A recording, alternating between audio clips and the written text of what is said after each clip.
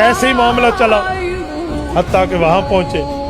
جب وہاں پہنچے تو وہ اتفاق یہ ہوا کہ حضرت عمر فاروق کی باری تھی مہار پکڑنے کی.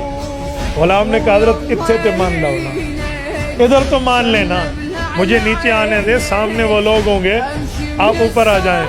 ہاں انصاف انصاف ہوتا ہے, آپ اوپر بیٹھے. تو وہ پادری لب کے اوپر والے کی طرف, وہ غلام تھا, اس نے کہا امیر المؤمنین یہ ہے. انہوں نے کہا جی ایک نشانی پوری. یوں چلتا رہا معاملہ, پیمند گنے, سب کچھ ہوا. میں کچھ اور بتانا چاہ رہا ہوں. آخر میں بغیر جنگ کے چابیاں حوالے کر دی نا, فتح ہو گیا ہے, ساری نشانیاں پوری ہیں.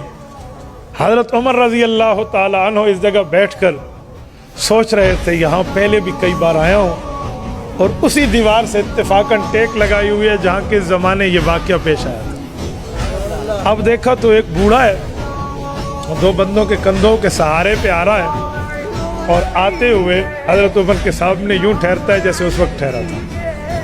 ابھی نظروں میں اندر دماغ میں بات چل رہی ہے کہ ایک دوسرے کو کہیں دیکھا, ایک دوسرے سے کہیں جان پہچان, کوئی انٹروڈکشن, کوئی تعارف کچھ ہوا ہے, کوئی شناسائی ہے. وہ شخص وہی سوال کرتے ہیں آپ عمر ہیں نا؟ یہ آواز بھی میرے ذہن میں کسی زمانے میں گونجی تھی. یہ اندر بات چل رہی ہے, آپ خطاب کی بیٹی ہے نا؟ یہ بھی مجھ سے پوچھا گیا تھا. کہاں تھا, کیا معاملہ تھا؟ یہ جیسے لوڈنگ ہوتی ہے نا, یوں چل رہا ہے معاملہ, اوپننگ ہو رہی ہے, بات کھل رہی ہے. وہ شخص وہی دستاویز سامنے رکھ دیتا ہے جو اس زمانے کی تھی. اب تو معاملہ سامنے ہوا نا, حضرت عمر رضی اللہ عنہ نے اللہ اکبر کہا.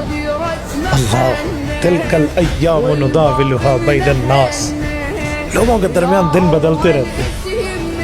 وہ معاملہ تو مذاق کا تھا, جان چھڑانی تھی, لکھ دو جان چھوٹی. اب تو عمر کا انصاف چلے گا, جس کے ایک کوڑے پہ مدینے کی زمین کا زلزلہ رکتا ہے, یہ نا انصافی کرے گا. اور جس کی آواز سایہ بن زنیم رضی اللہ عنہ تک حوالے جاتی ہے, جس کے ایک خط پہ دریائے نیل چلتا ہے اور قیامت تک چلتا رہے گا, جس کی چادر کے ڈر سے ہررا کی آگ بجھ جاتی ہے, یہاں نا انصافی کا تصور. اور وہ کہہ رہے وعدہ پورا کر. صحابہ کی شورا میں بات رکھی گئی کہ امیر المؤمنین وعدہ کو وفا کیا.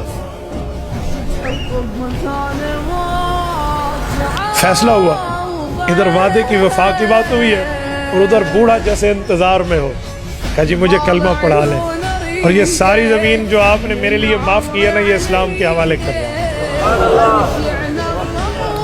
بوڑھے میاں معاملہ کیا تھا, کیسے کہا تو نے, کیا معاملہ؟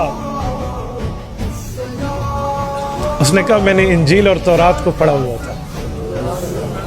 تورات و انجیل میں رب نے بتایا جو آخری نبی آئیں گے وہ ایسے ہوں گے اور ان کے ساتھی ایسے ہوں.